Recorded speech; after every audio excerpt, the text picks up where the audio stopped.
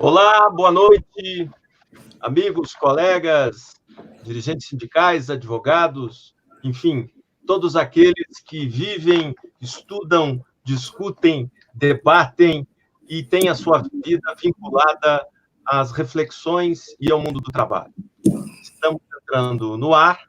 Esse é o primeiro programa Mundo do Trabalho em Debate, comigo, eu, professor Sandro Lunardi, professor da Universidade Federal do Paraná, advogado trabalhista, e que, com muita honra, inicio essa experiência de juntar pessoas para discutir esse momento tão importante que nos impede de nos reunirmos fisicamente, mas não impede que as ideias circulem virtualmente. Então, nós teremos nessa noite os nossos convidados serão o Bruno Reis, que é presidente da Comissão de Direito Sindical, e o ministro Augusto César, que é professor. Antes disso, o André Passos, que é o presidente do Instituto Edésio Passos, fará uma fala institucional para todos nós, dizendo da importância e dos motivos e objetivos desse canal e explicando a todos o que é o Instituto Edésio Passos. Essa atividade está divulgada em todo o Brasil, vários colegas, advogados trabalhistas, que militam na área do direito sindical, muitos magistrados, estão todos participando dessa atividade que está nos dois canais, no Facebook e no YouTube. Então, de logo e de pronto, passo a palavra ao André Passos para que faça a inauguração institucional desse canal, André, e dê sua saudação e conte para nós o que é o Instituto Edésio Passos e qual é a motivação desse mundo do trabalho em debate. Boa noite, André. Obrigado, Sandro. Quero dar uma boa noite a todos os nossos amigos que estão acompanhando conosco a inauguração do canal do YouTube do Instituto Edésio Passos e que agradecer a oportunidade da Comissão Nacional de Direito Sindical da OAB do Conselho Federal a oportunizar que essa inauguração fosse feita num diálogo com o nosso presidente Bruno Reis e com o professor Augusto César Leite, ministro do TST, que são, além de personagens muito importantes para o mundo do trabalho, para o mundo do direito do trabalho, do direito coletivo do trabalho, também são amigos do Instituto Edésio Passos e da história também do Edésio, o instituto que foi criado para homenagear um operador do direito do trabalho, do mundo sindical, um brasileiro que sempre lutou por liberdade, cidadania e democracia, e para levar não só o legado dele, mas principalmente a continuação desses três lemas fundamentais. E hoje, a nossa atividade formativa, que é muito importante, sempre foi presencial, com os trabalhadores, com empresários, com operadores do direito, com a sociedade civil, agora tem um novo passo importante, que é esse canal, e a gente espera com ele democratizar ainda mais o conhecimento e aproximar ainda mais as pessoas. Então, hoje, felizmente, Minas, Brasília, Curitiba é um mundo só, é um mundo de esperança, né, e de fraternidade. E, por isso, nós gostaríamos de agradecer e dizer que o programa conduzido pelo professor Sandro será um programa frequente nesse canal, é o primeiro programa oficial do canal. Nós esperamos que até o final do ano a gente tenha uma grade de programação de atividade de conteúdo que leve as principais questões importantes para a sociedade, que é o que a gente defende, e em especial a democratização do conhecimento. Agradeço a todos e me é muito honrado de que os nossos amigos tenham aceitado o convite para estrear esse canal, como aceitaram já em outros momentos. O Bruno, por exemplo, fez parte da nossa primeira semana Edésio Passos, né? E outros. Então, não poderiam que esses nossos amigos também não tivessem agora, nesse momento, para nós tão importante. Então, agradeço muito a todos, em nome de todos os integrantes do Instituto Edésio Passos. Muito obrigado. A gente vai passar um pequeno vídeo institucional agora, para as pessoas saberem um pouquinho da história do Instituto, e aí vamos passar rapidamente já para aqui o bate-papo, as reflexões tão importantes dos nossos convidados.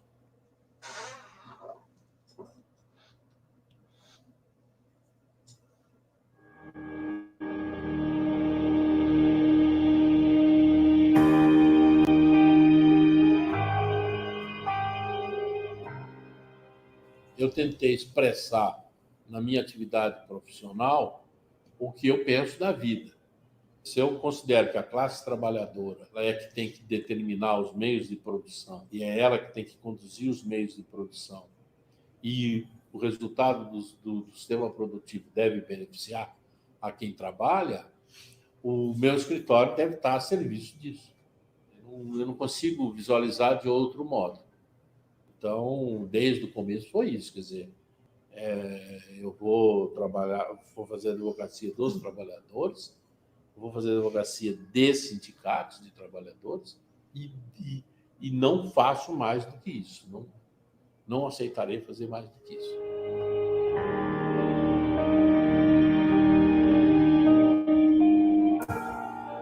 Advogado, escritor, poeta, militante político, jornalista, ativista de grandes causas humanitárias, um personagem da história da democracia brasileira.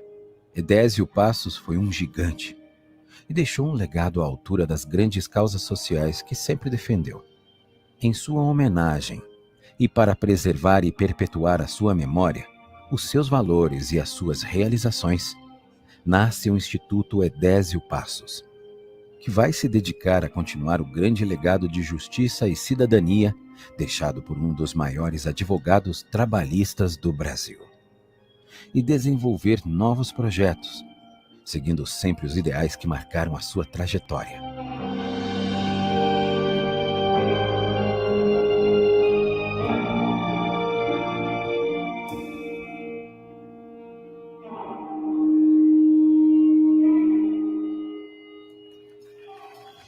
Instituto Edésio Passos. Cidadania, democracia e liberdade.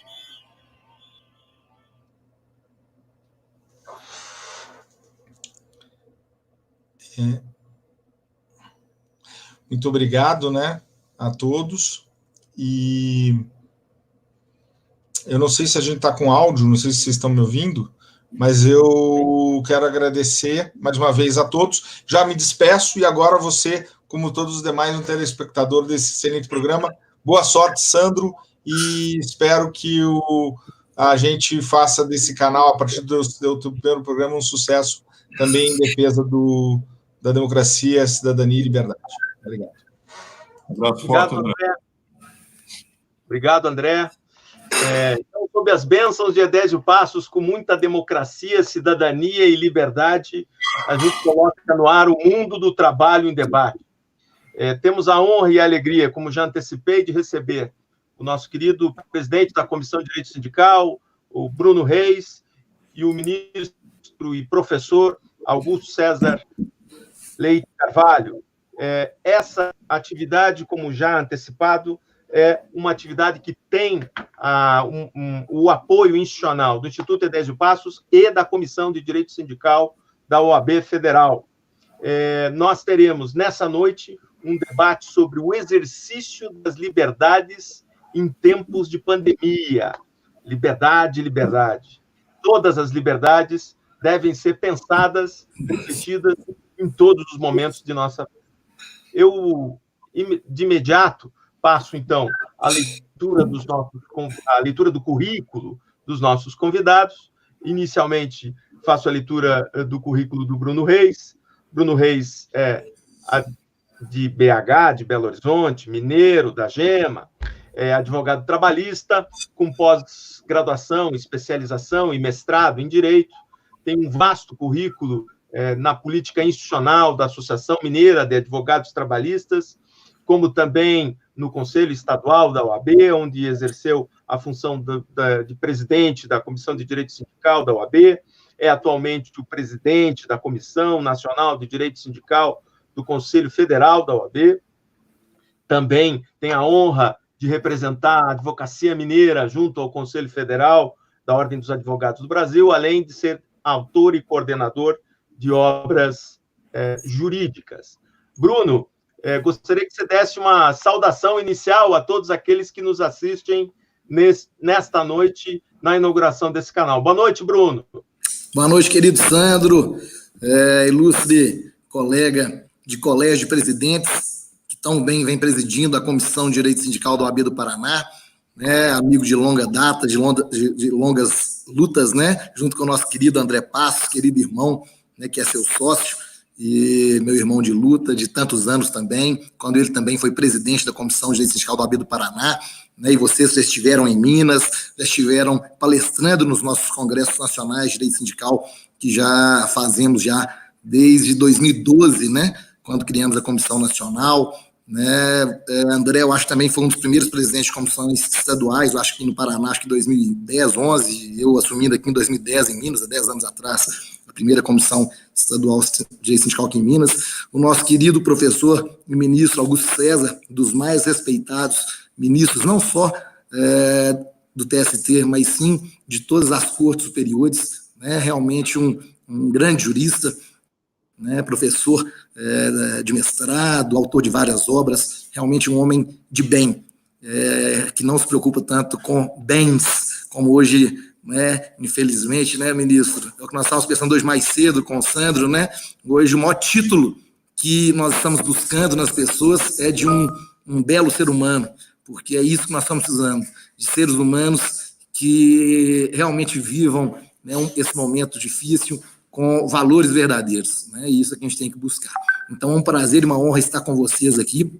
O ministro Augusto César também palestrou nos nossos congressos, acho que o segundo Congresso Nacional em 2014 e no terceiro em 2015, na época com o ministro Godinho, com o nosso querido César Brito, né?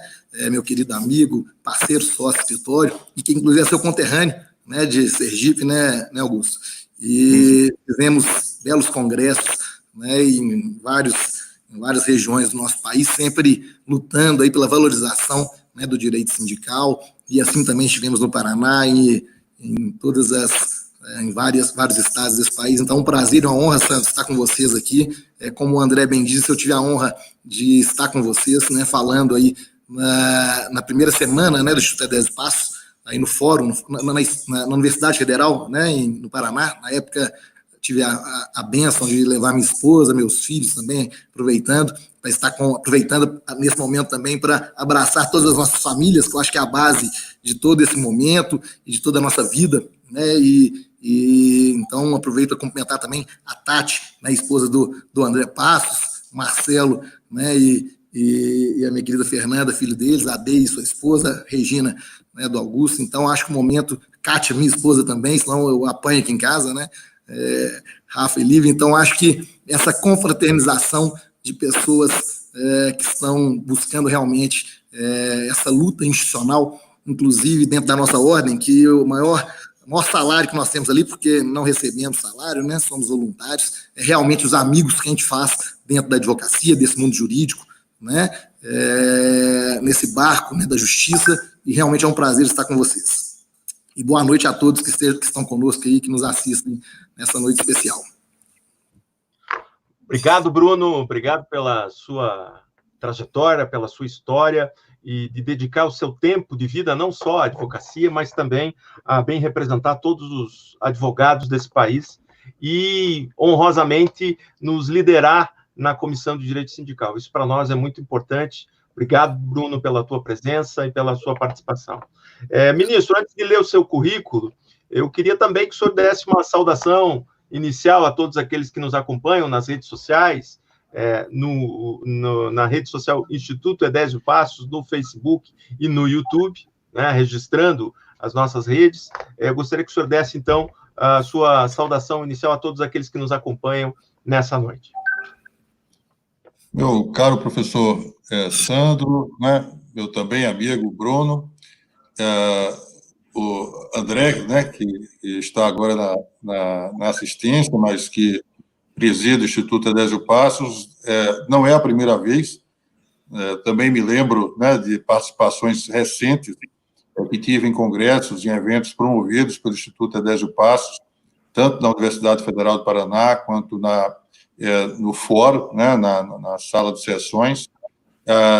Temos interagido intensamente, inclusive com obras publicadas, que tive a honra de prefaciar. Eu me parece até, viu, meu caro Sandro, que quando o Bruno se refere à minha presença em alguns eventos que ele promoveu, e eventos sempre magníficos, muito interessantes, lá em Belo Horizonte, Ele se refere ao meu amigo querido César Brito, né, e ao igualmente querido Maurício Godinho Delgado, porque ele me pôs na armadilha, né, de concorrer na mesma hora, né, com essas duas figuras ilustres aí. A ponto de eu ter chamado minha colega, né, tão querida igualmente, Delaide, disse, Delaide, Bruno me pôs aqui agora para falar na mesma hora de Maurício e César, me faça a gentileza, fica aqui comigo na sala que a gente fica conversando, não vai ter mais ninguém aqui. Mas o evento era tão grande, né? Então, as análises eram tão fecundas que houve possibilidade de nós termos uma interação muito rica, e eu gostei muito de ter participado. Mas, enfim, então o que eu quero dizer é que eu me sinto muito à vontade de estar aqui hoje sob a batuta, né, do professor Sandro Lunardi, no evento promovido pelo Instituto Edésio Passos. Edésio Passos, esse vídeo é extraordinário, né? Esse vídeo inicial é uma lenda viva e viva na pessoa do André, do escritório em que vocês fazem a promoção de direitos sociais. Então, e tratando de um tema que é um tema desafiador, né? Quando a gente fala de liberdade em tempo de pandemia, a primeira pergunta que provavelmente muitos estarão a fazer é de que liberdade nós vamos tratar propriamente, não é?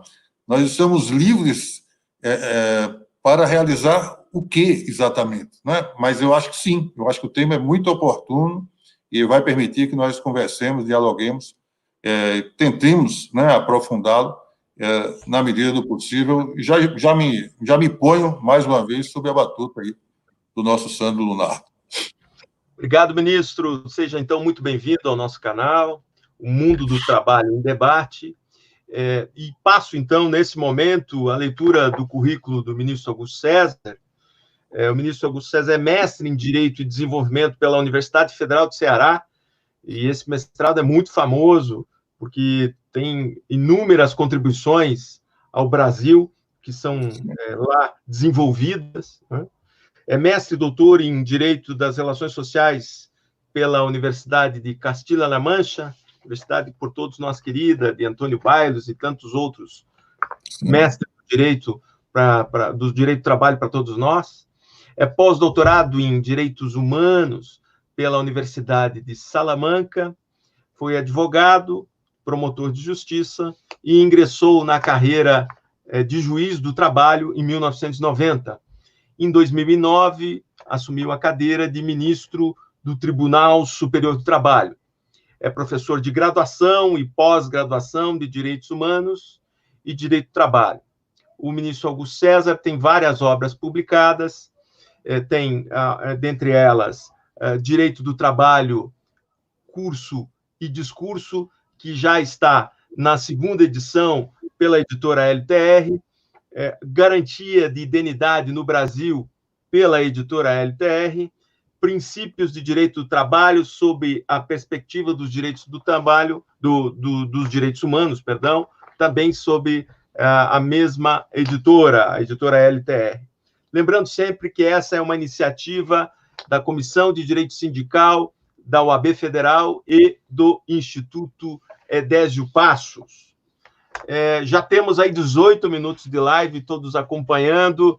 Eu não consigo registrar aqui todas as presenças, mas à medida que elas vão surgindo, as pessoas vão registrando. É importante que todos indiquem que estão participando, os nossos colegas Brasil afora, né? Estamos numa conexão nacional de diversos estados, de diversas seccionais, dirigentes sindicais, advogados, e por isso esta será a riqueza do debate nesta noite.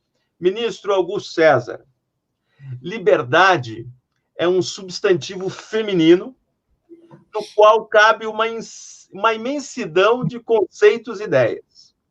Pode assumir conotações libertárias ou restritivas.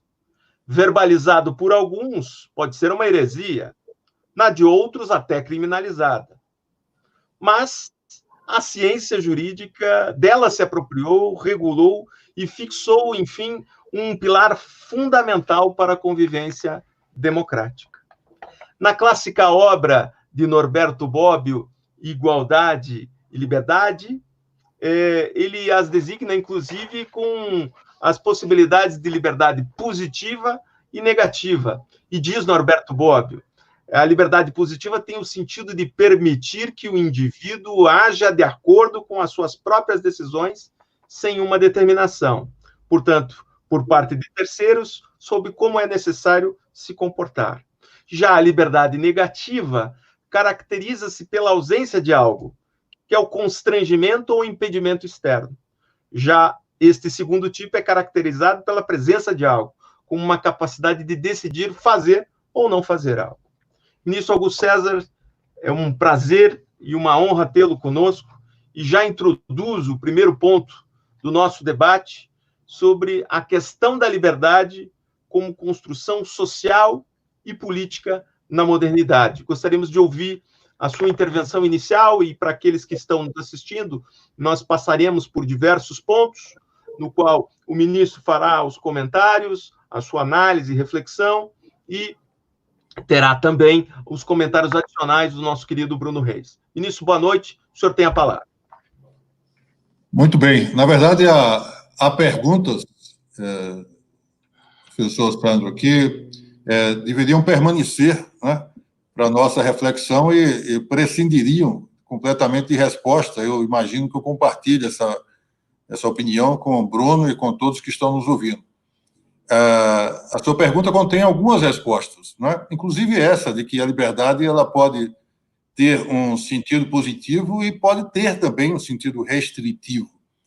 E como a gente ouve muito hoje falar sobre liberdade, e muito do que acontece na economia, nas políticas públicas, né, tem como fundamento a liberdade, sobretudo a liberdade de iniciativa, né, esse liberalismo que parece se disseminar nas nossas rotinas, como se fosse uma verdade, um valor ético absoluto. É interessante a gente trabalhar, às vezes, um pouco esse conceito. E aí, enquanto durava aqui a sua fala, eu ficava a me lembrar, e eu vou falar muito rapidamente, nada do que eu vou falar, ainda que eu possa me referir a um ou outro teórico, né, tem a pretensão de erudição, não é nada disso, né, eu quero falar para ser bem compreendido. Mas lá no século XVIII, houve um determinado momento em que se associou essa liberdade a isso que você próprio se refere como ideologia libertária, né? Essa ideia de que nós somos donos de nós mesmos e, portanto, não é possível que haja qualquer interferência em nossa vontade. Aquilo, naquele momento, era um ganho, né? Fazia parte de um movimento revolucionário, um movimento burguês, mas um movimento revolucionário, em que você se descolava definitivamente de todas as amarras, né, de um sistema monopolista, de um sistema que impedia, né, que as pessoas tivessem a liberdade de empresa, a liberdade de trabalhar, enfim. Né? Mas houve quem recusasse essa ideia, né, de que a liberdade era simplesmente esse poder, né, essa prerrogativa de fazer o que bem se entende, e dissesse, olha, isso que, né, foi concebido, né, como uma filosofia, entre aspas, né, porque no utilitarismo você não vê propriamente uma filosofia, mas, enfim, mas uma filosofia utilitarista, consequencialista, né, em que se procurava simplesmente o desejo, a vontade, né, a vontade de satisfazer, né, anseios pessoais, etc. Houve quem dissesse, né, numa cidadezinha, Königsberg, pequenininha, na Alemanha, dissesse, olha, não é nada disso. Né? Nós somos livres não porque podemos fazer o que bem entendemos. Né? Nós somos livres, dizia Kant, porque nós somos racionais. Se nós somos racionais, não podemos agir como instintivamente, como os animais. Nós somos racionais e, por isso, temos autonomia. O que é que significa autonomia? E todo o século XVIII é muito rico, né, no sentido, entre os iluministas, né, essa ideia do que era essa autonomia que as pessoas têm. A autonomia que o trabalhador tem, que o empregador tem de disciplinar e de definir o conteúdo de um contrato. Qualquer um que ouça isso vai dizer, não, eu não conheço essa autonomia propriamente. Né? Autonomia, dizia Kant, não. é aquilo que implica essa decisão em que nós nos despojamos de todos os fatores externos, nossos medos, nossos desejos, e tentamos encontrar o justo, né? Aquilo que independe do que nós queremos obter, etc. O que é bom, o que é certo, né? O que é justo, portanto, em situações concretas que nós vivenciamos, né? A partir não do resultado que a gente quer alcançar, mas dos motivos, né? Dos valores éticos, né? Que nós temos conosco, etc. Então, hoje, quando eu vejo, muitas vezes, a palavra liberdade, né? Sendo utilizada nesse sentido libertário, nesse sentido de se poder fazer o que se bem entende, né? A liberdade de iniciativa. A liberdade de iniciativa, no nosso texto constitucional, está combinada em dois momentos, né? No artigo 1º, inciso 4, no artigo 170, com a valorização do trabalho humano. Não é um valor absoluto, né? É preciso que haja essa conciliação, né? E hoje nós temos, para me referir, não me referir a tantos outros, economistas como Amartya Sen, dizendo, olha, o desenvolvimento humano passa pela ideia de liberdade, e essa liberdade é a liberdade real. Não é a liberdade simplesmente de se assegurar, né, esse direito de se poder fazer o que se quer, mas é a liberdade que as pessoas e grupos vulneráveis precisam ter de exercer essa liberdade de pensamento, de consciência, liberdade de expressão, liberdade de opinião, né, com absoluta plenitude. E, para isso, é preciso que haja um lastro econômico, um lastro social, né, que diz sobre educação, sobre saúde, sobre moradia. Tudo isso é absolutamente necessário para que as liberdades possam ser exercidas em plenitude. Então, acho que quando a gente fala em liberdade, a gente fala com sentido positivo, né? Com esse sentido a que se refere aí o Instituto Désio Passos em seu lema, né? Mas não é essa falsa liberdade que, a pretexto, né, de se permitir que o trabalhador, por exemplo, né, ajuste condições que estariam a atender a sua vontade, etc., permita que não se considere que nós estamos numa relação assimétrica, né, em se tratando do direito do trabalho. Uma relação assimétrica em que alguém define qual é o conteúdo desse contrato e alguém está em condição de sujeição, né, de subordinação, aceitando esse contrato. Essa é a realidade, não adianta eufemismos jurídicos, né? Não adianta dizer, não, eu não sou parcial. Você é parcial quando você não compreende que o mundo real é esse, não é? Então, me parece que é dessa liberdade, com esse sentido positivo, liberdade substantiva, né? Liberdade como significado de oportunidade real, é dessa liberdade que a gente precisa falar, e é essa liberdade que está presente no nosso discurso, e é dela, certamente, que nós vamos tratar hoje aqui. Muito bem. Obrigado, ministro. A liberdade, ela nos provoca a várias interpretações, mas, indiscutivelmente, Bruno, os juristas têm na Constituição a sua rota, né? O seu roteiro, o seu norte para a sua navegação nesse mundo de relações jurídicas. Bruno, o que nessa fase inicial, nas suas observações iniciais, você gostaria de falar do exercício das liberdades em tempos de pandemia, especialmente nesse direito humano que é resultante, sim, de uma construção social e política da modernidade? Bruno. Você está sem som, Bruno. Você está sem som, Bruno. Aí. Pois dentro de um bate-papo realmente interativo, né, ministro, assim, me lembro bem essa dicotomia, né, que se traz dentro dessas liberdades que tanto se anunciam, mas que, como bem colocado na introdução do professor Sandro, né, qual liberdade, né? Negativa, liberdade positiva, existe uma liberdade real, não existe, porque quando veio, inclusive trazendo à baila aqui, né, uma lembrança que até discutimos hoje mais cedo, a tal reforma trabalhista, né, em 2017, né, a lei que trouxe todas essas mudanças, né, a lei 13.467 de 2017, era ainda um projeto de lei e estava a passar pela Câmara Federal. Fizemos todo um trabalho à época, eu acho que o ministro Augusto César se lembra, né, foi convidado, inclusive, e lá compareceu na Ordem dos Advogados do Brasil, no Conselho Federal, né, a Comissão Nacional de Direito Sindical, nós tivemos na USP em um dia, no outro dia estávamos no Conselho, na OAB do Estado de São Paulo, em debate também, com advogados, com centrais sindicais, com confederações,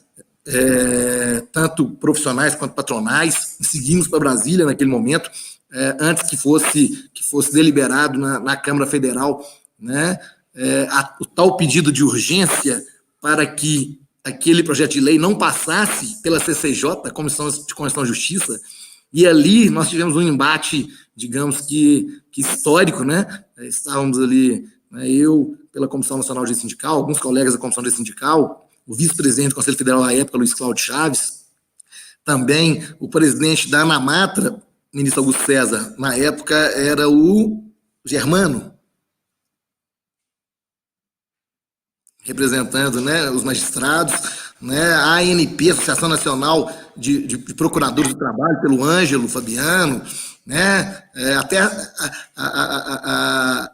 a CNBB, né, com o bispo lá representando todo o catolicismo brasileiro, né, e consequentemente todo o cristianismo, talvez naquele momento, que estavam ali preocupados realmente, a Brat com a Alessandra Camarano, então todos ali preocupados realmente com como seria conduzida aquela aprovação de um projeto de lei que mudaria a vida do brasileiro, que mudaria a história de todos os trabalhadores do nosso país.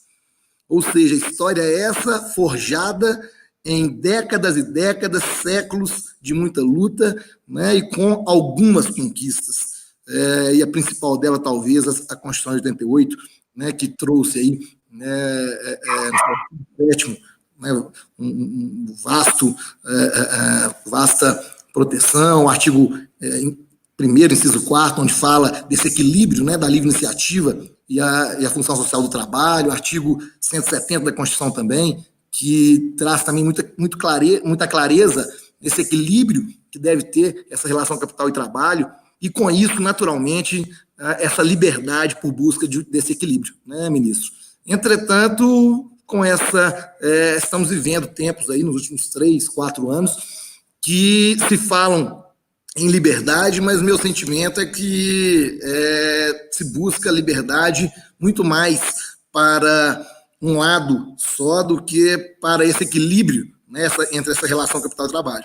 Então, e a prova, aquele momento que nós tivemos foi que, mesmo tendo perdido, né, naquele momento, né, lá na Câmara Federal, a questão da urgência, né, e teriam que passar pela Comissão de Constituição e Justiça, ou seja, analisar a constitucionalidade de todos os artigos daquela pretensa lei, né, eles aprovaram no dia posterior, não nos ouviram, tivemos lá com o nosso documento, tivemos lá enfrentando, tivemos o debate direto lá, né, de forma dentro ali da Câmara Federal, com o presidente da Câmara à época, e que inclusive é o atual, e infelizmente as instituições não foram ouvidas, né, a magistratura, o Ministério Público do Trabalho, a Ordem dos Advogados do Brasil, a CNBB, a ABRAT, deputados que assim entendiam também, então instituições civis das mais respeitadas, das mais antigas do nosso país, que queria simplesmente o seguinte, que a sociedade brasileira fosse ouvida em audiência pública, que fosse debatido junto àqueles que mais interessavam, seja os próprios empresários, as confederações patronais, que muitos deles não sabiam o que estava sendo aprovado naquele momento, nem mesmo os empresários, muito menos os trabalhadores. E o que a gente percebe, ministro, de lá para cá, é que muitos desses pequenos e médios empresários continuam, muitas das vezes, sem perceber o que ocorreu, não usufruindo de muitos pontos aprovados naquela reforma, como, por exemplo, o trabalho intermitente, que são só para as grandiosas empresas, né, só para os grandes bancos, né, como a terceirização dentro de uma visão de uma terceirização de forma ampla e restrita, não só mais na atividade fim, mas também na atividade meio. Então, isso trouxe essa situação para 1%, 2%, 3%, real para 2%, 3% das grandes empresas do nosso país, porque os pequenos e médios empresários têm todo o seu receio, a sua cautela, né, e muitos deles não avançaram, né, digamos que colocar em prática tais liberdades, até porque traria uma falta de liberdade muito grande com aquele que trabalha para você no dia a dia, que as relações ali se completam e se complementam. Então, o sentimento realmente é que essa liberdade, muitas das vezes falada, é uma grande hipocrisia essa que ocorre no Congresso Nacional muitas vezes, e eu estava presente em uma dessas, onde o relator da lei da terceirização ampla e restrita, também em 2017, mas no início do ano, era presidente, me parece, da Federação Nacional e dono das grandes empresas de terceirização de quase toda uma região, sabe, do país. Então, verdadeira hipocrisia. Como que esse relator tem interesse próprio, pessoal, né, e está ali representando o povo? Que povo? Então, me perdoem, mas realmente o meu sentimento de liberdade já de outrora, né, de alguns anos, tem sido um verdadeiro desequilíbrio, e essa liberdade não tem sido exercida de forma equilibrada como se deveria. Ministro. Bruno, isso que você trata e aborda, né, que é a construção legislativa de uma reforma no Estatuto Jurídico que regulamenta as relações de trabalho no Brasil, já está, inclusive, denunciado na Organização Internacional do Trabalho pela ausência de diálogo social, né? O exercício das liberdades de pensamento, de expressão e até de crítica às reformas trabalhistas certamente deixaram de existir. O próprio parlamento abdicou da liberdade de debater, inclusive no Senado Federal, né? Na medida em que não trouxe nenhuma alteração ao processo legislativo. Então, as liberdades, às vezes, são muito bonitas nos discursos, mas pouco efetivadas na realidade prática.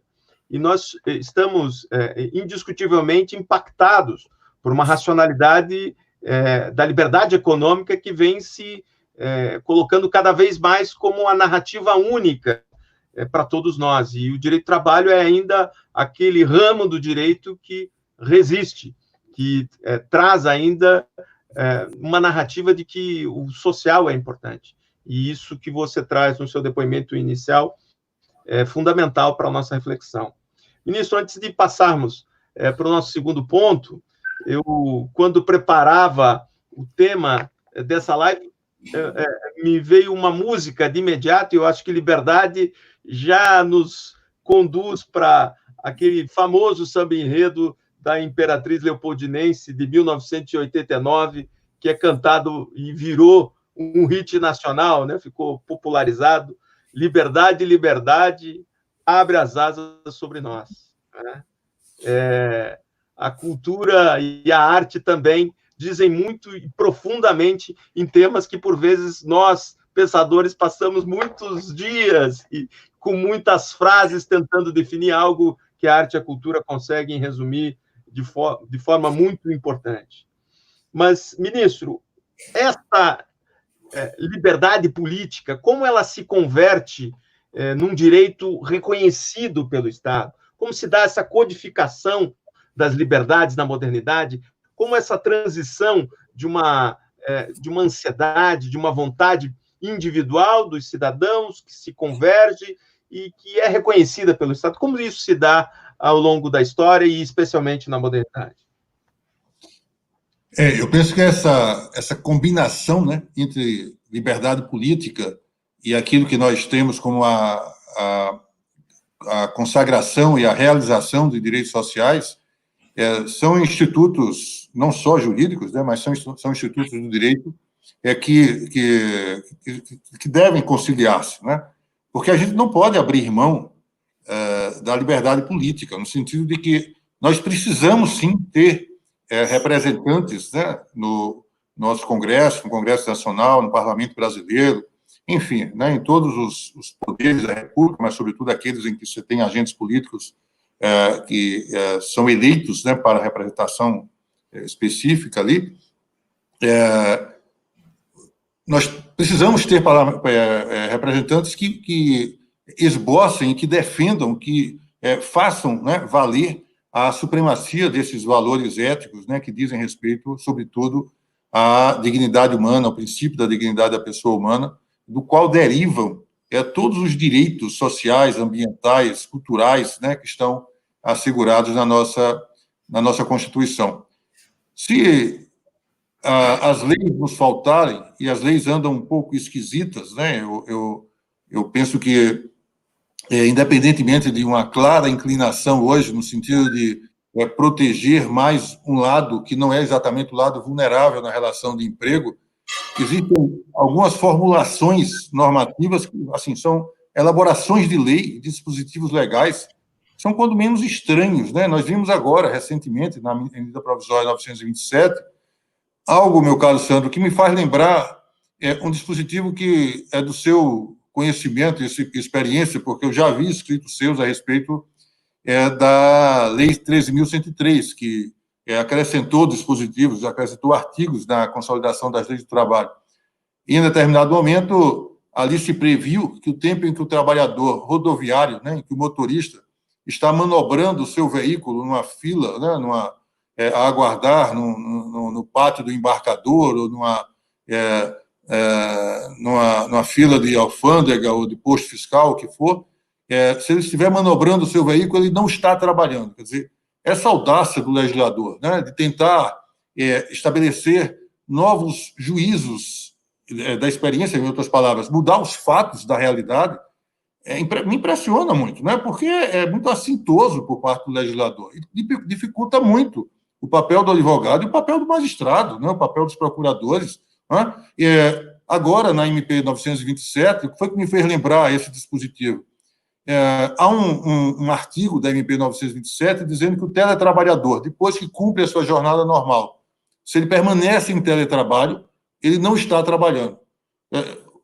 Ainda que você imagine que se possa dar uma consequência jurídica diferente a esse teletrabalho, como é que você diz que o trabalhador, da hipótese de ele está trabalhando, trabalho remoto, né, trabalho por via eletrônica e tal, mas ele está trabalhando, ele não está trabalhando? Será que o legislador pode dizer, por exemplo, como está no artigo 611b, parágrafo único da nova CLT, né, que as normas que dizem respeito à jornada e intervalo, né, não são normas afetas, relacionadas à saúde do trabalhador?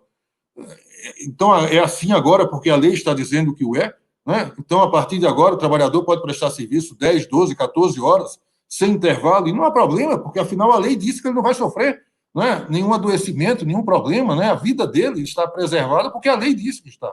Então, é difícil, porque não é só uma linha ideológica, né, muito forte, né, como se fosse uma janela de oportunidade que se abriu assim, que não quer se perder nenhuma possibilidade, né, de redução de direitos. Mas a sua pergunta, de algum modo, me faz lembrar também que nós estamos num mundo, né, no mundo do trabalho, inclusive, né, mais envolto, né, em direitos humanos, como diz Bruno, também sofre, né, interferência de normas internacionais, e, sobretudo, das convenções da Organização Internacional do Trabalho. E já na sua pergunta havia provocação. Aliás, no seu arremate, né? A Comissão de Peritos da OIT, já em 3 ocasiões, em 3 anos consecutivos, agora em 2020, inclusive, já se manifestou no sentido de que é possível você pensar na negociação coletiva como modo de fazer ajustes, né, a partir de uma norma abstrata, né, excessivamente abstrata, realidades concretas que precisam ser pensadas ali. Então, é possível que se estabeleça, né, esse ajuste e que isso até implique, né, alguma possível flexibilização de direitos, mas não está em sintonia com a Convenção 98 da OIT, foi a convenção referida agora, na última manifestação, uma regra, como o artigo 611-A da CLT, que diz que não há, o que todos aqueles direitos que são absolutamente genéricos, né? Jornada de trabalho, intervalo, normas regulamentares que tratam da progressão funcional do trabalhador, enfim, a vida do trabalhador. Tudo aquilo pode ser reduzido por convenção ou acordo coletivo de trabalho. Em outra ocasião, conversando com o Bruno, né, nós conversávamos sobre isso. O artigo 611-A só serve para redução de direitos. A pretexto de se ter avançado, né,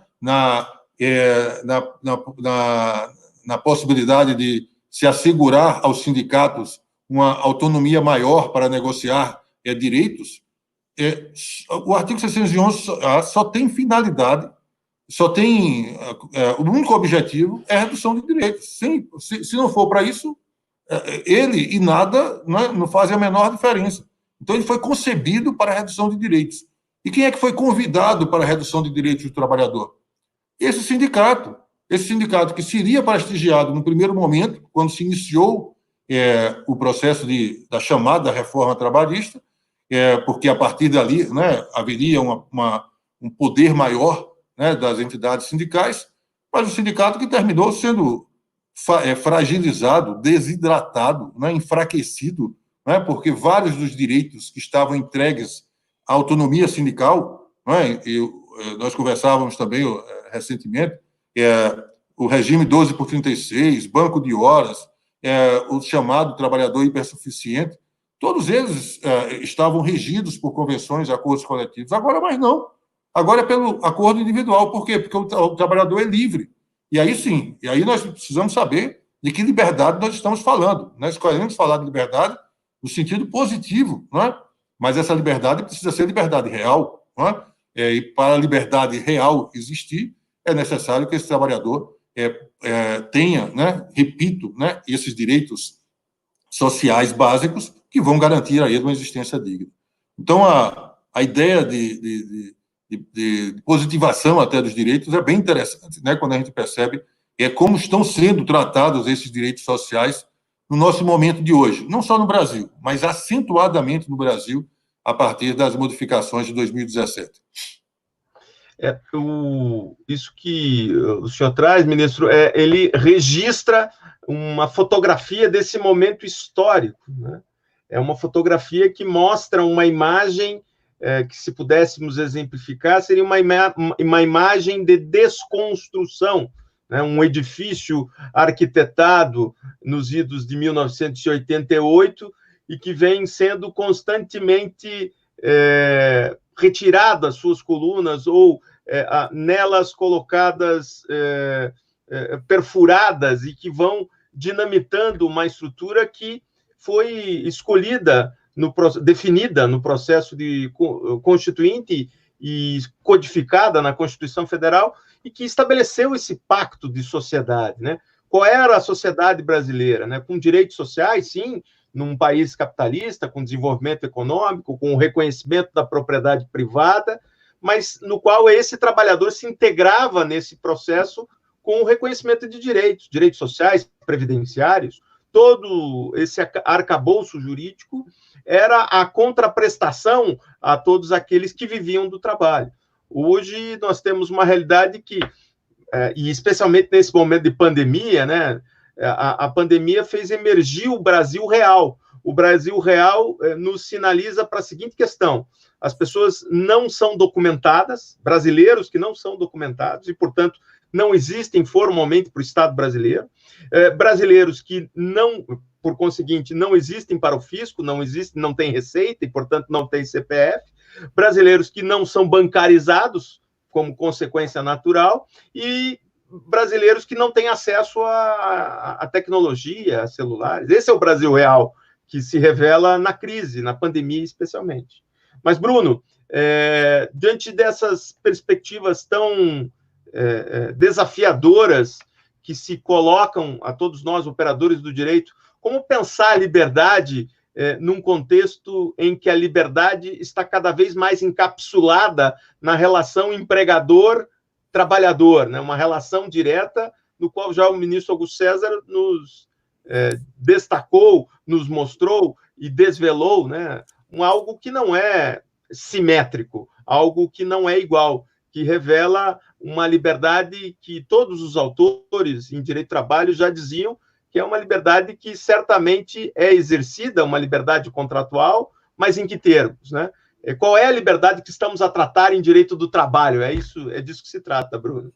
Isso muito bem colocado pelo professor Augusto César, que assim, essa positivação, né, sobre esse equilíbrio, né, do valor social do trabalho, e nós já temos em todas as esferas, ou seja, nós temos a nossa Constituição Federal, né, seja no artigo 1º, inciso 4º, no artigo 170, seja no artigo 5º, quando fala das liberdades, né, liberdades fundamentais, quando não só individuais, mas sim coletivas também, né, como já muito bem tratado por vários autores, seja também no artigo 6º, né, dos direitos sociais, né, seja no artigo 7º, que traz todo um arcabouço, né, dos direitos dos trabalhadores, seja em tratados internacionais em que o Brasil é signatário, seja na Declaração Universal de Direitos Humanos, em 48, né, no PISC, em 66, né, professor, como nós conversamos hoje mais cedo, em convenções da OIT, né, Convenção 98, 154, todas elas expressando sempre busca pela não retroatividade de direitos, ou seja, pela busca natural, sempre desse equilíbrio entre capital e trabalho, e nunca pelo retrocesso, né, de direitos, nunca que se venha a ferir a dignidade da pessoa humana, o valor social do trabalho, né, tão bem sustentados em princípios basilares da Constituição Federal. Entretanto, o que temos? Temos inúmeras positivações, né, a posteriori, né, infraconstitucionais, se sobrepondo à Constituição da República.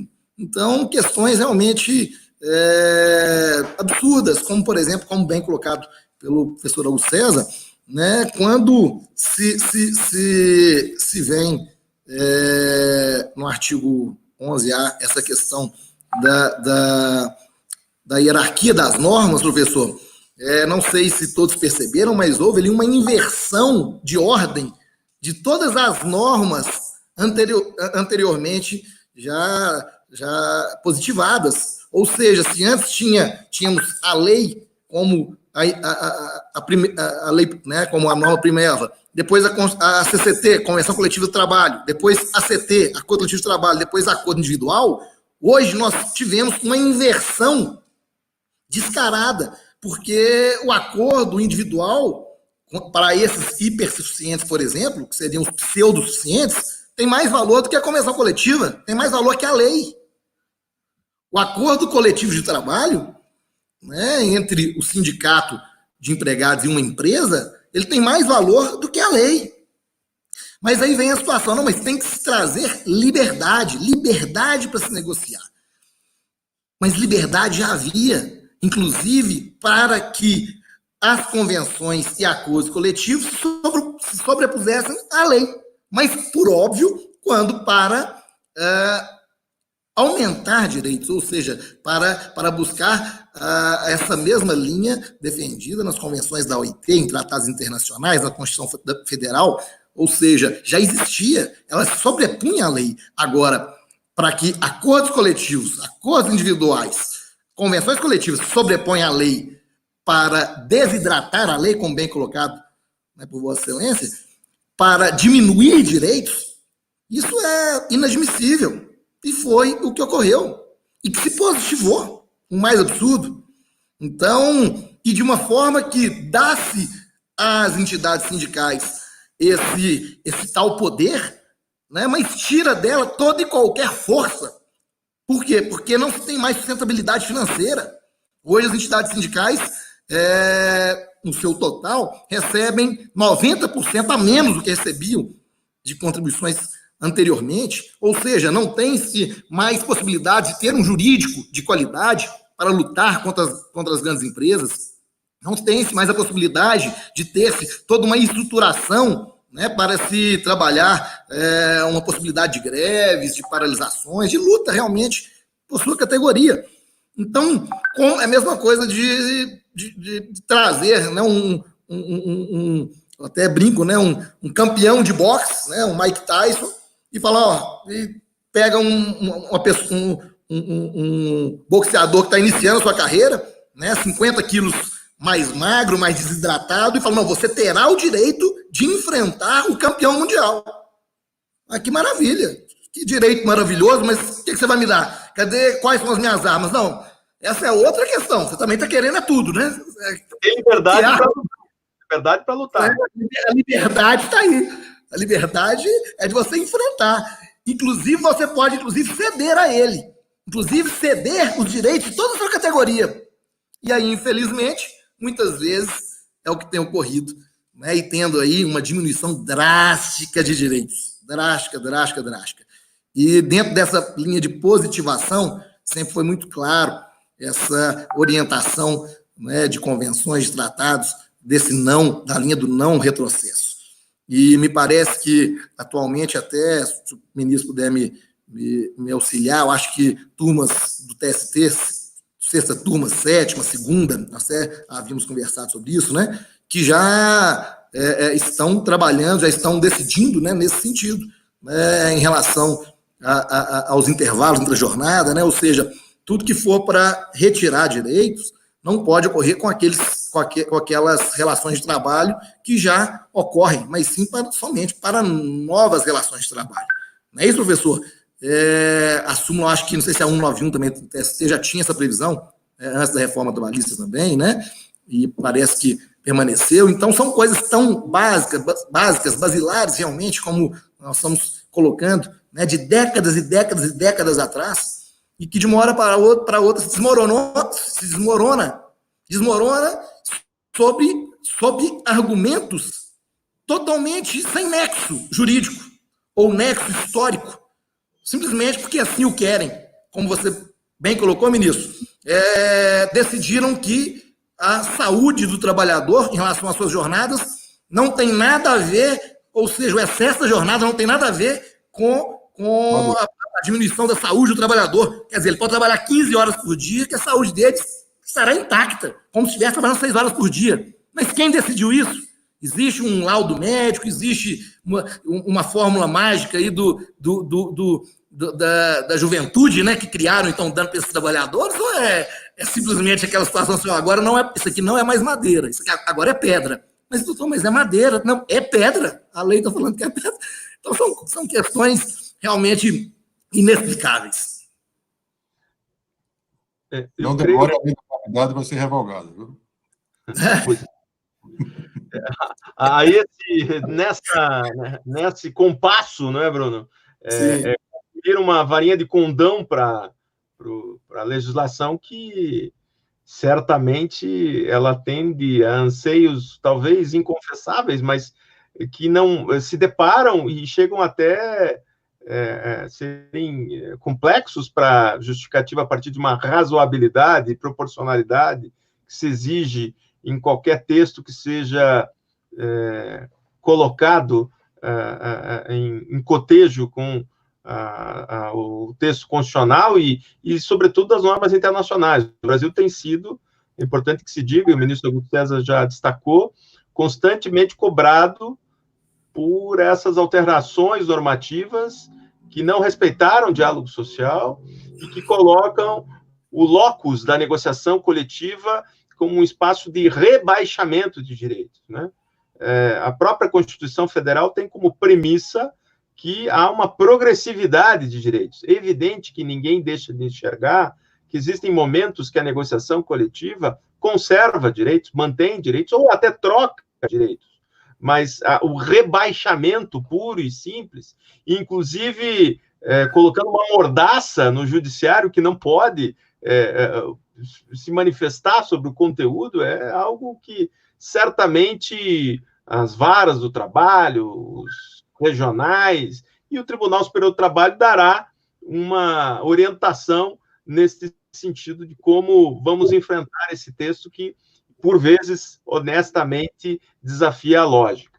Eu queria deixar registrado, tem várias pessoas que participaram ao longo dessa transmissão, o Gilson Pereira, que é vice-presidente da Comissão Estadual de Direito Sindical da OAB Minas, o Sindicerf Nova Lima, o Rodolfo Amadeu, que é da Comissão do Espírito Santo, o Antônio Carlos, o João Paulo, da CTB, o Eliomar Pires, de Goiânia, tem um site chamado Advocacia e Mais Um Pouco, que também se fez presente, o Ivarleno Teles, Alex Gurgel, William Fraga, Luiz Gustavo Pereira, o professor Marco Serral, meu colega da Universidade Federal do Paraná, um grande estudioso do direito previdenciário, o Felipe Lécio Catone, Carmen Teixeira, o Ronilson Fonseca, lá de Pato Branco, é o Brasil todo, Bruno e Augusto, o Brasil todo está participando, de norte a sul, a Alessandra Fagundes, de Gramado, o Cláudio Santos,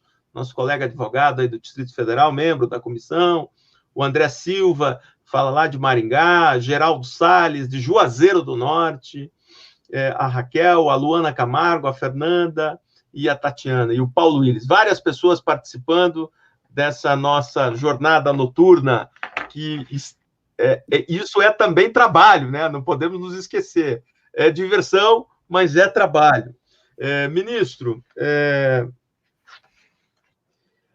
novamente vou invocar a literatura, a arte e especialmente a poesia, que também nos dá um conceito sobre liberdade. E, nesse caso, invoco Cecília Meirelles, que diz o seguinte sobre a liberdade: livre é o estado daquele que tem liberdade. Liberdade é uma palavra que o sonho humano alimenta, que não há ninguém que explique e ninguém que não entenda. Eu acho esse poema da Cecília, na veia, explica muito, não é? Mas, ministro, eu acho que a gente está discutindo liberdade, vamos tratando desse direito político que se expressa de algum modo, que é reconhecido pelos estados, e, evidentemente, o direito do trabalho está conosco na nossa caminhada, está tatuado nas nossas imagens e nas nossas histórias, né? O senhor como julgador, nós como advogados e operadores, todos do direito, mas é engraçado que o texto constitucional ele enumera vários direitos fundamentais e os coloca de maneira positiva, né? A pessoa pode ter direito à expressão, pode ter direito à propriedade, pode professar uma crença. Todos os direitos são tratados de forma positiva. Estranhamente, o único direito fundamental que tem a sua emissão de direito positiva e negativa é o direito de associação e o direito de constituição ou não, ou de filiação ou não aos sindicatos. Ele vem previsto no artigo 5º e também repetido no artigo 8º. E alguns autores uruguaios dizem o seguinte: por que, não, evidentemente não analisando o texto constitucional brasileiro, mas verificando que o direito associativo tem a sua expressão positiva e negativa, por que só esta opção de destacar um direito negativo na Constituição Federal? Por que os outros direitos também não têm o seu correlato? O direito de professar uma crença e, evidentemente, o direito de não professar uma crença. Por que só o direito de associação e de sindicalização que tem essa perspectiva negativa? Não lhe parece algo muito peculiar, ministro? Eu diria que existem outros momentos do texto constitucional e eu exemplificaria com o direito de ação também, né? De ação trabalhista, que é previsto como direito fundamental, mas desde que seja exercido no prazo de 5 anos, né, até 2 anos, a partir da extinção do vínculo de emprego. É uma abordagem bem interessante, sim, Célio, né? Então, o direito de associação e também o direito de reunião são referidos, são consagrados, tanto no sentido positivo, como também, né, a possibilidade de não haver essa associação. Quando a gente fala sobre o mundo do trabalho, evidentemente que a gente lembra da Convenção número 87 da OIT, e no que toca à liberdade individual, propriamente, né, porque haveria 2 outras dimensões, liberdade coletiva, autonomia sindical. No tocante à liberdade individual, essa liberdade de trabalhador associar-se ou não. O problema dessa liberdade está assegurada no Brasil é que a organização sindical ela não foi retrabalhada, né? Ela não foi revisitada, né, para que nós pudéssemos ter, por exemplo, uma situação como a que nós temos hoje, em que não há mais a contribuição sindical obrigatória, mas, ao mesmo tempo, o sindicato está na contingência de representar a totalidade da categoria. Se for levar em consideração o que dizem, né, os verbetes da Comissão de Liberdade Sindical, nós diríamos, não, está de acordo, mas os verbetes do Comitê de Liberdade Sindical, por exemplo, né, assegurariam aquela cota de colaboração, de solidariedade, né, que é a contribuição, a chamada, né, aqui no Brasil, contribuição assistencial. Então, o sistema está todo desequilibrado em relação à organização sindical. E, em meio a esse sistema, né, desorganizado, né, com perdão da expressão, que tem uma contradição em si mesma,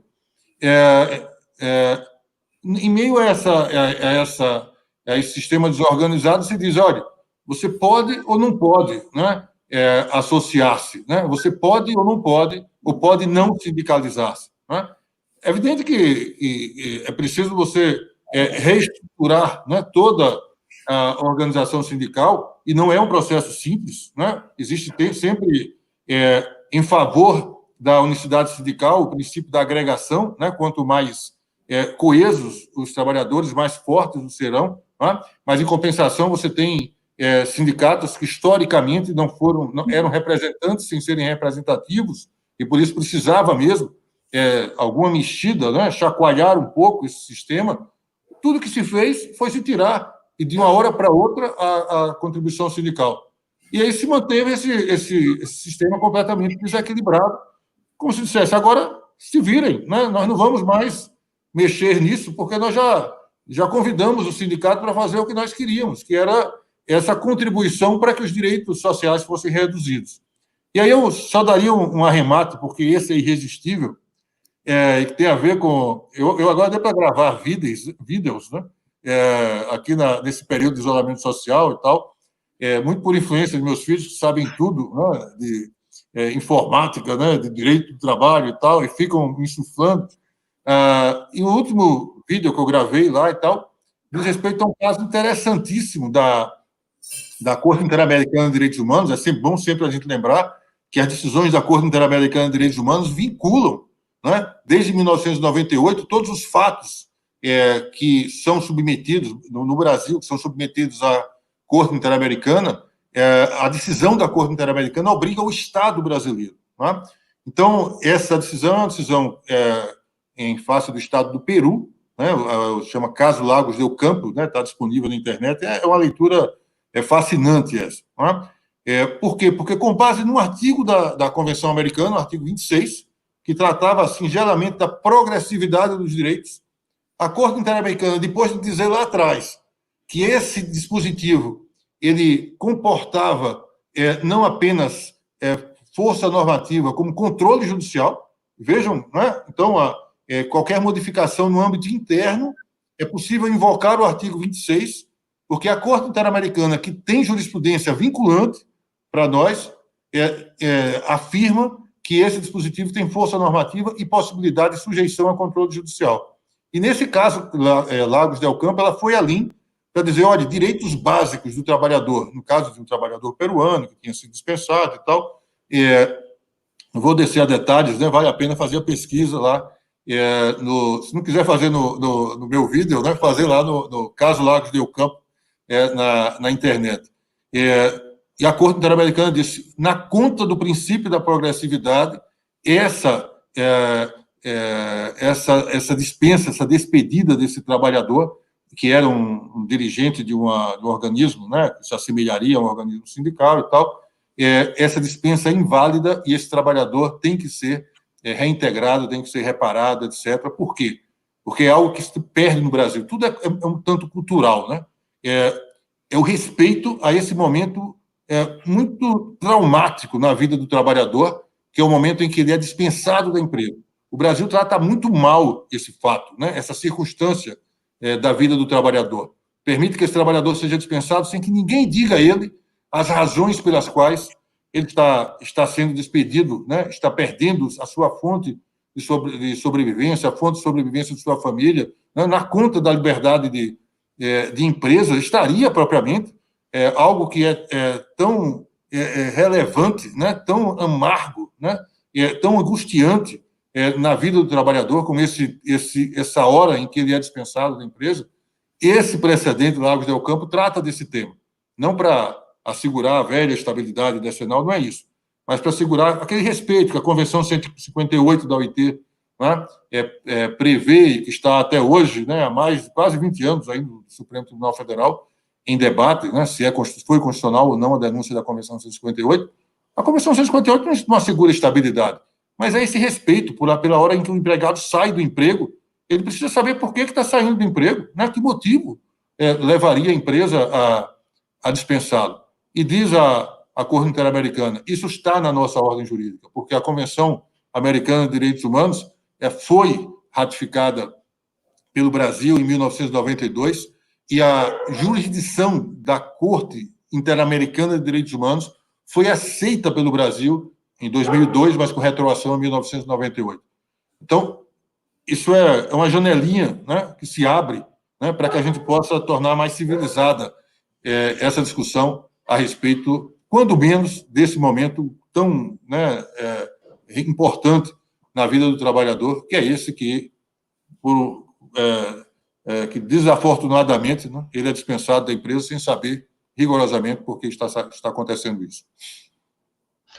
Ministro, o processo de debate, de discussão e reflexão sobre esses temas nos leva a evidentemente, ultrapassar as fronteiras nacionais. E a professora Tatiana Friedrich, nossa colega aqui, também da Universidade Federal e titular de Direito Internacional, nos aponta que esse, sim, também é um caminho, né? Muito longe daquilo que queria até se colocar naquela disputa de narrativas, logo em seguida a aprovação da reforma, de que os juízes não aplicariam a reforma e queriam buscar princípios ou normas internacionais para desviar o conteúdo. Bom, as normas internacionais têm adesão do Estado brasileiro e, por conseguinte, estão incorporadas à nossa estrutura normativa interna e devem ter absoluto respeito por parte daqueles que julgam, interpretam, refletem sobre a norma, né? Mas, Bruno, as liberdades essenciais e fundamentais de reunião, de associação e de expressão que estão inseridas nesse conteúdo fundamental das liberdades, né, que depois se espraiam e se desdobram em todas as demais liberdades, têm que e estão defrontadas cotidianamente nos casos concretos, né? Liberdade de expressão e de opinião não é um direito lá muito reconhecido no dia a dia das relações de trabalho, né? A liberdade de organização ou de associação, muito menos. Então, são liberdades que certamente possuem, se não uma interdição total, ou um filtro que as reduz significativamente. Já dizia o grande autor do Direito do Trabalho, né? O trabalhador não deixa a sua cidadania na porta da empresa, ele ingressa com ela e com ela também no local e no tempo de trabalho, ele também as porta, né, integralmente. Como é que você vê esse processo das liberdades no mundo do trabalho e no dia a dia das empresas, Bruno? Pois Sandro, como o ministro Augusto César bem colocou também, a questão da Brasil também o signatário, aderiu, né, a convenção tanto da Corte Interamericana, né, de Direitos Humanos, quanto da Corte Europeia, né, ministro? E todas elas tratam de forma muito clara, né,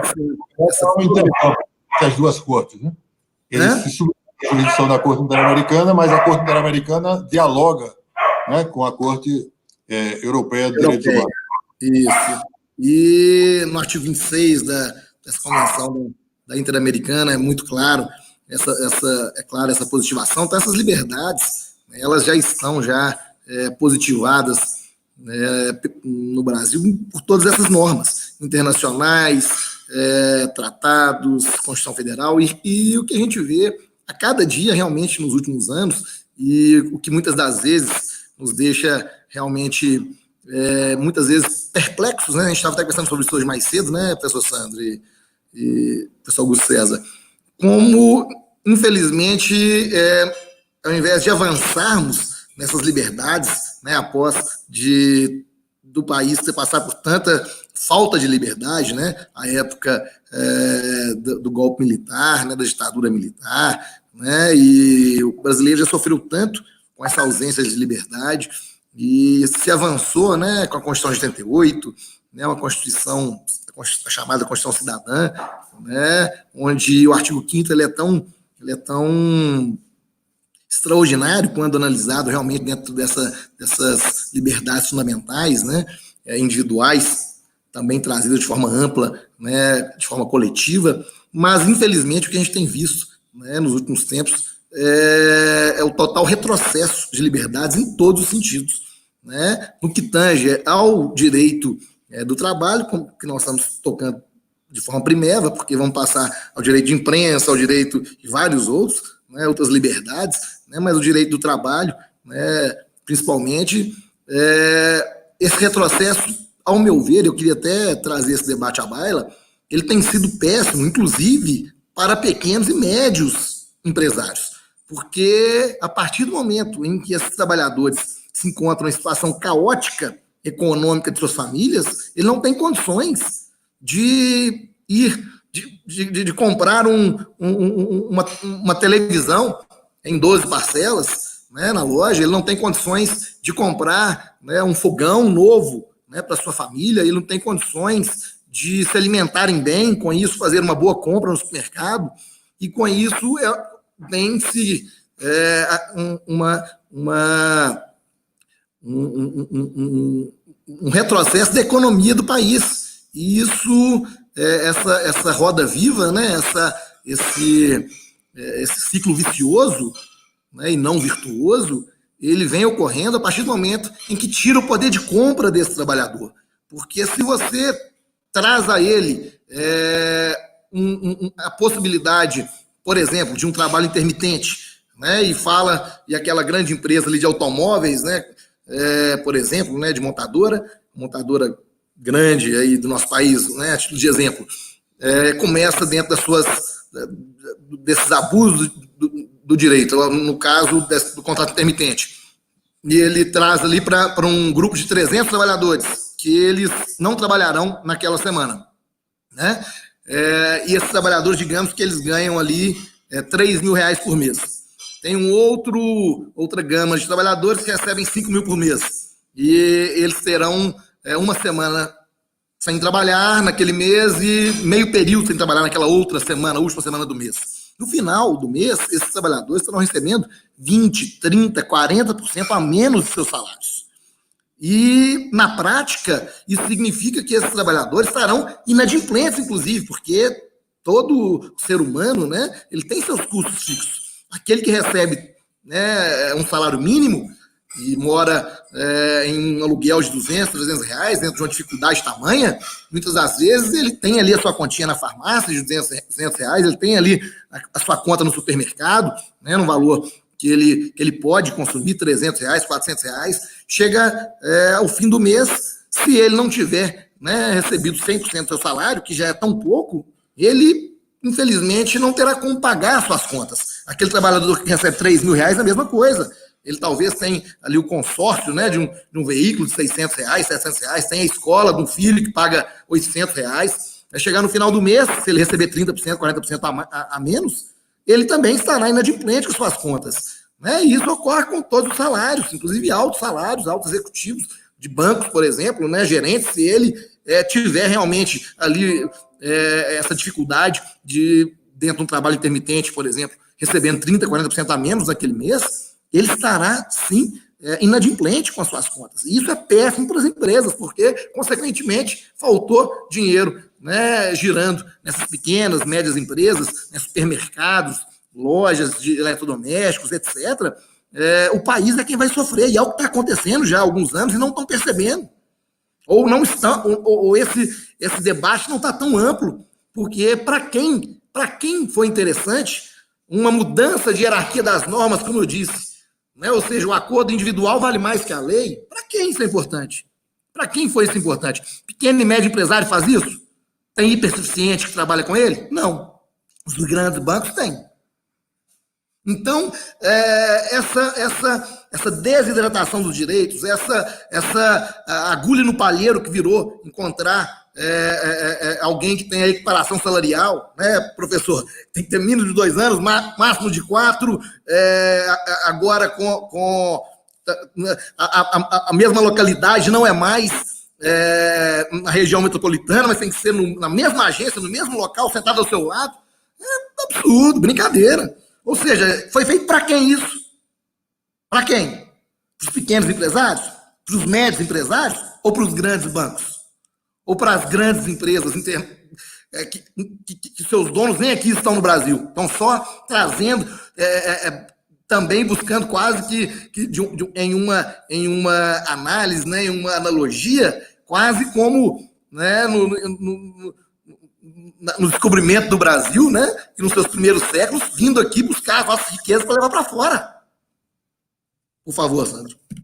Bruno, eu estou preocupado com o tempo, desculpe te interromper, mas a gente já passa de 1h20. De 1 hora, né, Sandro? Várias pessoas aqui participando, interagindo conosco nas redes sociais do Instituto Edésio Passos, do Facebook e no YouTube. Nós temos vários temas, mas, infelizmente, a gente tem que, e o papel aqui que me cabe é conduzir para que a gente tenha mais temas e, evidentemente, aproveitar esses vídeos do ministro Augusto César, se ele puder nos disponibilizar, para que a gente coloque nas redes essa reflexão que ele faz, aprofundada, e foi a partir delas que me senti provocado para trazer esse tema, não é? Ministro, o tema nosso era liberdade, o exercício das liberdades em tempos de pandemia. Isso é possível nesse momento? Veja, eu volto a me referir, né, àquilo que significaria a liberdade real. Eu acho que a opção pelo eufemismo, né, parece que está muito presente na nossa legislação. E aí eu me refiro, inclusive, às medidas provisórias, quando se referem a acordos, a contratos individuais que, na verdade, pressupõem um estado de sujeição, não há propriamente acordos ali. Mas eu acho que a liberdade tem que ser o nosso objetivo constante, né? Tem que ser a nossa... tem que implicar uma atitude perseverante nossa, insistente nossa, né? Nós queremos ser livres, né? Os trabalhadores querem ser livres. Eles não querem permanecer em estado de sujeição, né? Eles querem poder optar, poder opinar, né? Poder se expressar, né? Poder recusar, né? Se aquilo que lhe é oferecido não é adequado à condição de existência digna, etc. Então, eu acho que essa é a busca, né? E eu vi agora, inclusive, algumas manifestações no sentido de nós nos valermos, né, das normas de direito internacional. Por que eu acho que é importante isso? E sei que a gente já está caminhando para a conclusão. Porque, se você olhar a posição do magistrado, né, e eu estou nessa condição, não há a opção do magistrado de dizer eu não vou cumprir a reforma trabalhista. Isso não existe, não é? A lei que nós temos é essa nova CLT. A inclinação natural e inevitável do magistrado é dizer, olha, isso aqui tem que ser cumprido. Agora, antes de ser cumprido, tem que ser interpretado. E na hora de eu interpretar, eu preciso fazer com que essa norma dialogue com o texto constitucional, dialogue com os tratados internacionais, né, a que se referiu Bruno, né, não só o Pacto Internacional sobre Direitos Econômicos, Sociais e Culturais, né, o PIDESC, mas também a Convenção Americana de Direitos Humanos, com essa amplitude maior, né, que foi fixada, com essa lógica do direito internacional, e aí eu percebo que eu estou arriscando, né, porque a professora, eu não ouvi bem, de direito internacional, está ali para me avaliar, mas essa lógica do direito internacional é que nós temos normas com eficácia erga omnes, significa dizer, sequer demandam ratificação, é como as convenções fundamentais da OIT, não é? Seus princípios sequer demandam ratificação, isso tem a ver com a ética universal. Não é? O caminho é fazer com que essas normas com eficácia erga omnes se transformem, né, em normas e os cogens, né, em que você não terá sequer a possibilidade de uma revogação futura, a não ser que haja um tratado ali de igual envergadura, né, de igual estatura, etc. Então, se nós temos, né, a possibilidade de apelar para essas normas de direito internacional, e a Corte Interamericana de Direitos Humanos está dizendo que o seu único dispositivo, né, da Corte Americana, é verdade que existe o Protocolo de São Salvador e tal, né, que acrescentou à Convenção Americana os direitos econômicos, sociais e culturais. Mas o único dispositivo da Convenção Americana, que é o artigo 26, que trata de direitos econômicos, sociais e culturais, e tratando, na verdade, de progressividade, pode ter esse alcance extraordinário, né, para se dizer que um direito subjetivo de um determinado trabalhador, né, no Estado peruano, ele pode ser exercido e garantido pela Corte Regional, pela Corte Interamericana, com base no princípio da progressividade. Então, um pouquinho de paciência e a história não acabou ainda, né? Nós estamos homenageando o nosso Bruno aí, né, os mineiros, nós temos um encontro marcado, né, e provavelmente esse encontro vai ser um final feliz, vai proporcionar um final feliz de afirmação dos direitos humanos, né, esses direitos sociais, esses direitos ambientais, né, esses direitos que fazem com que a gente viva nesse mundo, dessa aldeia global, né, que vai muito além daquilo que é o interesse subjetivo, conveniente, circunstancial, né, conjuntural, né, que está presidindo a política legislativa nos dias de hoje. É muito bom. Essa hora passou rápida demais para todos nós, ministro. Já acabou, rapaz. Eu tenho um compromisso à meia-noite. Por mim, a gente vai onde? Eu queria também destacar com vocês que esse momento de isolamento, né, eu fiz uma live com o Cristiano Paixão, que é professor da UNB e é subprocurador-geral do Trabalho, e nós discutimos sobre as epidemias no Brasil. Foi um diálogo muito bacana, porque ele tratou do problema da revolta das vacinas, a questão da meningite durante a ditadura militar, a questão da varíola. Todas essas epidemias invariavelmente despertam narrativas que nós estamos acompanhando nesse momento. O anticientificismo, a revolta contra, eventualmente, uma política pública, os governantes de plantão tentando contornar o problema. Então, a história, infelizmente, tem se repetido e pior ainda, não temos aprendido com as experiências anteriores.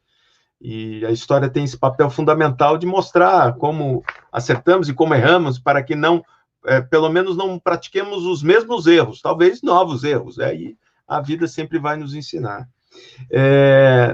E nesse momento de pandemia, onde ficamos mais isolados, ou com saídas mais limitadas, ou com atividades mais reduzidas, eu queria encerrar perguntando a vocês, aqui num bate-bola muito rápido, Bruno e Augusto, o que vocês têm ouvido, visto, lido nesses momentos que, às vezes, a nostalgia, né, essa palavra tão bonita na língua portuguesa, né, a nostalgia, ou que a saudade das relações, da integração social, o que nesses momentos vocês têm buscado se socorrer na arte, na cultura, na literatura, ou no Netflix, enfim, Netflix não é nosso patrocinador, mas todo mundo assiste, mas como vocês têm buscado contornar, então, os momentos de saudade, de ansiedade, que são muito significativos na construção das nossas identidades daqui para frente? Bruno, como é que você tem contornado isso tudo?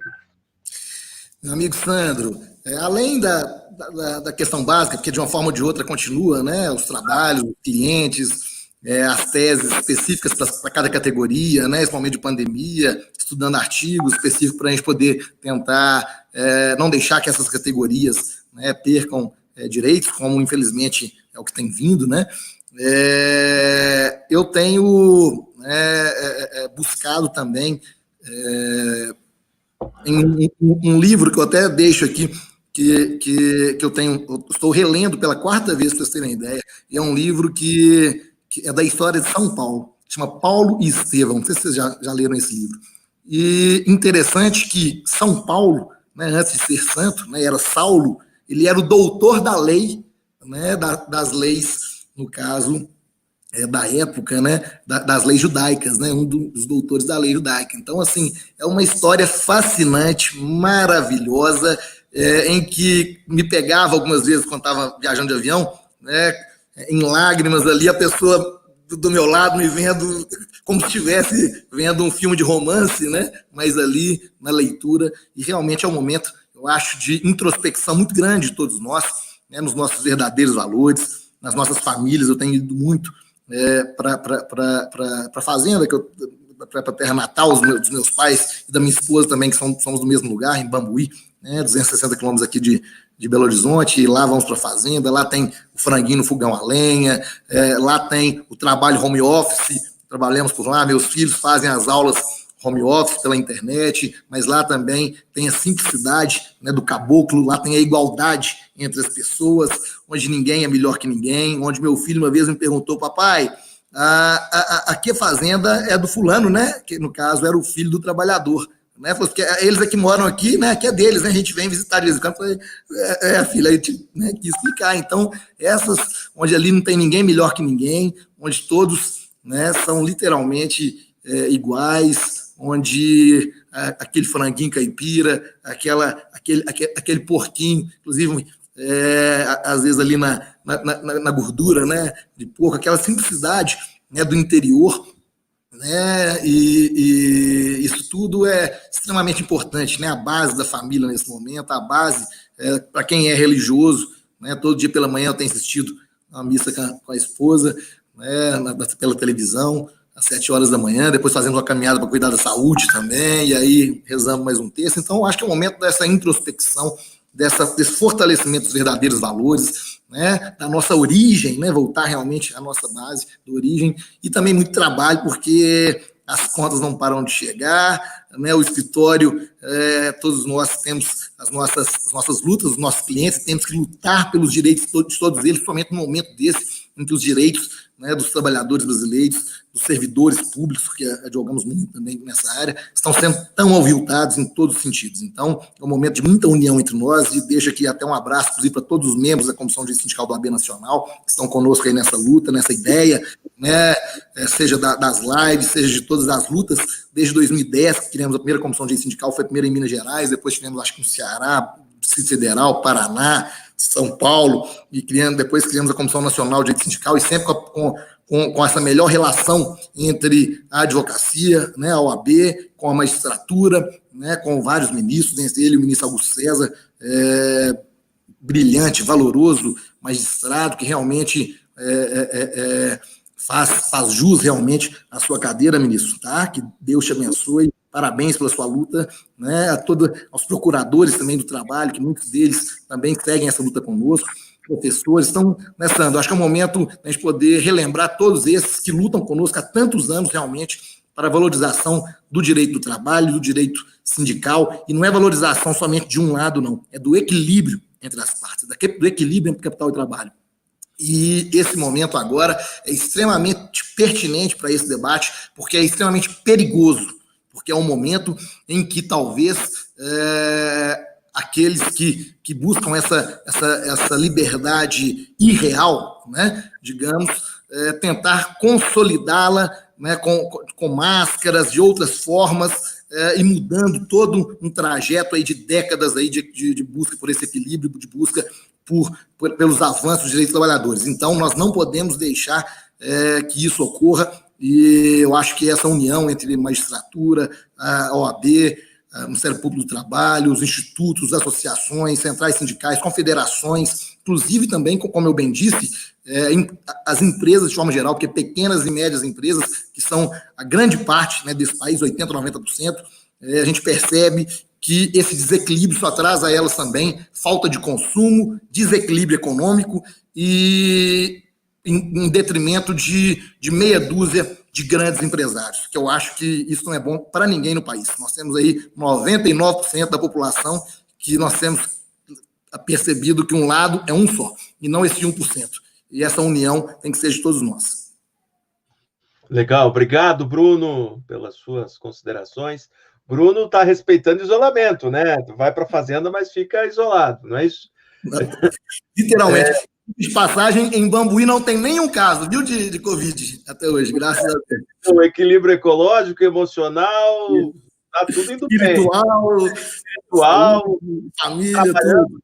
Também, as crianças. Isso é bom, isso é importante, porque eu creio que também seja uma das receitas para a gente atravessar esse momento tão turbulento, né? Ministro César, por lhe provocar. Então, obrigado, Bruno, antes de passar até... Obrigado pela oportunidade de nos apoiar nessa iniciativa do Instituto e que a gente possa colaborar aí com outras iniciativas científicas e acadêmicas que certamente vão enriquecer. Primeiro, nos colocar na noite um debate diferente, importante, e todos a partir das suas casas, né? Agradavelmente instalados, podendo ouvir, debater, e à medida que o tempo for passando, a gente vai agregando tecnologias para deixar cada vez mais interativa a participação da audiência, né? Ministro Augusto César, o que tem, quando a saudade, a nostalgia, eu sei que ela atravessa momentos do dia, né? Porque está borrado, né, o tempo de trabalho e não trabalho, está borrado o tempo do local de trabalho e não local de trabalho. Isso tudo ficou muito confuso, né?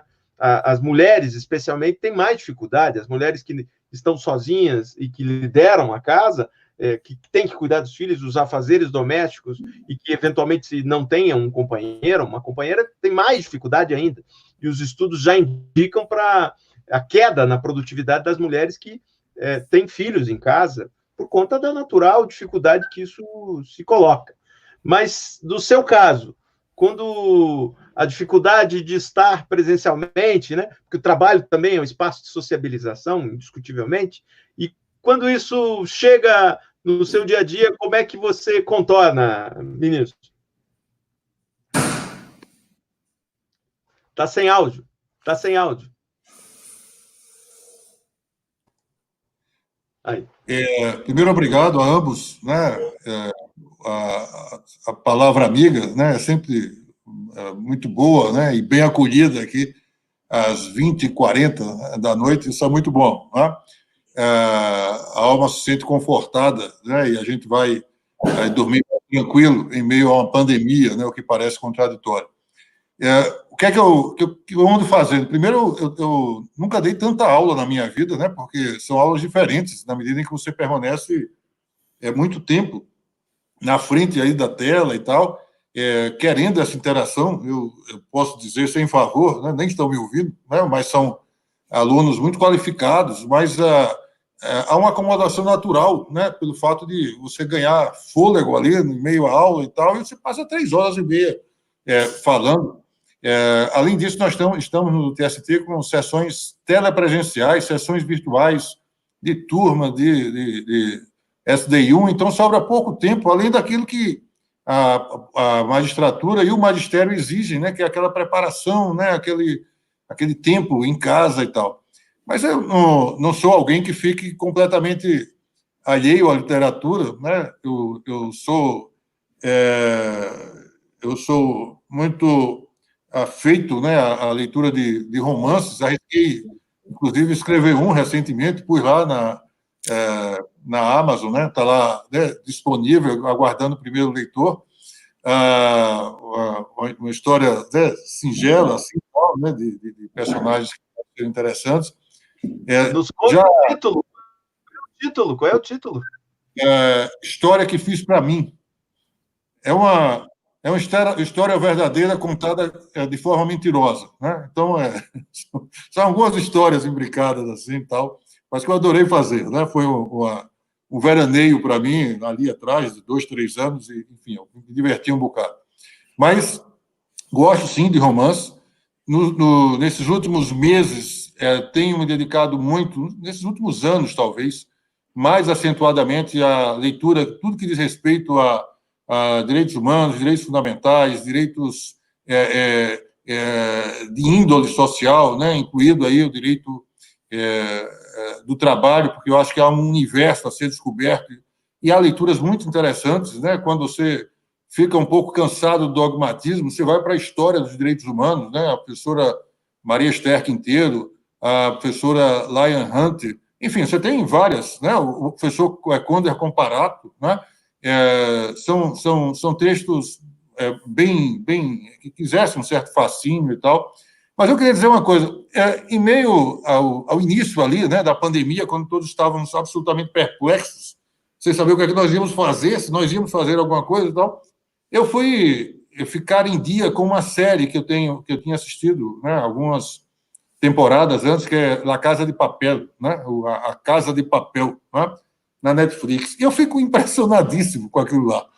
Porque se você olhar, eu falei agora da Lion Hunt, né, que é uma historiadora dos direitos humanos e tal, e como ela tenta demonstrar que, historicamente, as ideologias se modificam muito por meio de romances, por exemplo, né? Quando o iluminismo quis se fazer impregnar em meio à sociedade francesa e depois à sociedade inglesa, etc., houve a preocupação de que livros, né, em que havia o cultivo da empatia, né, fossem explorados ali e tal, para que as pessoas se sentissem naqueles personagens e se percebessem empoderadas. Né? Essa série, eu comecei a assistir porque comecei a me incomodar, né? Você começa a torcer pelos delinquentes, pelos bandidos, o que é que está acontecendo comigo? Né? Eu quero Estado presente, né? Eu quero Estado, né, espanhol, no caso, né? Ali ativo e tal, e eu estou torcendo para que o grupo lá de ladrões de banco, né? Depois eu percebi que essa é uma jogada sensacional, né? Porque o que o autor pode ser até que ele me frustre ali adiante, né? Nas próximas temporadas. Mas o que eu acho que ele está querendo mostrar é que até a torcida por um grupo de ladrões de banco, até isso a arte consegue, né, desenvolver, né, nas mentes das pessoas, quando isso é bem trabalhado, né? É um pouco, né, aquilo que está acontecendo hoje. Está acontecendo hoje um pouco, né? Pronto, né? É isso, né? Então você de repente começa a ouvir discursos libertários como se aquilo fosse possível, né, passível de normalização, quando na verdade a gente tem toda uma cultura, tem toda uma história, né, de afirmação desses direitos que faz com que nós possamos avançar no nosso processo civilizatório.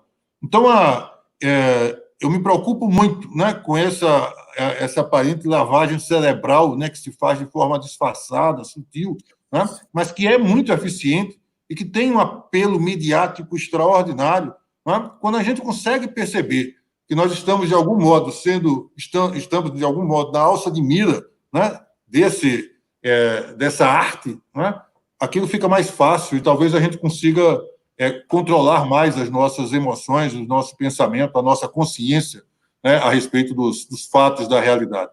Então, isso por conta da arte, né, foi essa a provocação, mas o que eu quero dizer é que fiquei feliz hoje de participar aqui da nossa live, né, com o professor Sandro Lunardi, com o nosso advogado, né, sempre mestre também, Bruno Reis aqui. Né? Foi um prazer. Ministro, como diria o nosso querido amigo em comum, César Brito, né? Tempo das máscaras caídas, né? Então, inclusive, um grande abraço a ele, né, nesse momento. Já que você se referiu à sua crença religiosa, que coincide com a minha, é um pouco aquela compreensão do que são os sepulcros caiados. Não é? Sim. Tem a cara de templo, né? Mas a alma não é recomendável. Verdade. Mas, enfim, é a realidade que vivemos. Verdade. Não vou deixar de contar também o que tenho visto e lido. Né? Eu estou terminando aqui a Cruel Pedagogia do Vírus do Boaventura de Souza Santos, indico a todos, muito bom. Assisti O Poço, para quem não assistiu, assista. Eu vou usar o termo como ele é um soco no estômago. Ele trata exatamente da desigualdade social de maneira figurada, que a arte e o cinema conseguem fazer de maneira magistral. Terminei também a série do Netflix, essa que é muito boa, e também vamos todos nos misturando entre uma leitura e outra, e o dispositivo da medida provisória, e vida que vai seguindo, né, para todos nós nessa vida que nos demanda sermos gente, né? E tem um tópico do livro que era a homenagem ao Edésio, aos 50 anos dele, que o ministro, foi o ministro Fachin até que disse isso. Edésio tem um diploma de ser humano, né? Eu achei isso de uma profundidade gigantesca. E eu acho que é esse diploma que nós estamos procurando nas pessoas, né? O diploma de ser humano. E a intolerância, essa narrativa violenta que vem tomando conta de toda a esfera pública é preocupante, né? A linguagem não violenta tem cedido espaço para uma narrativa de violência, a violência verbal, simbólica, que vem se instituído em todas as dimensões, e isso é preocupante. E somente a arte e a cultura nos destacam desse tempo histórico e nos colocam torcendo até para o vilão, ou para o bandido, ou, no caso do filme do Coringa, humanizando o vilão, quem sabe, né?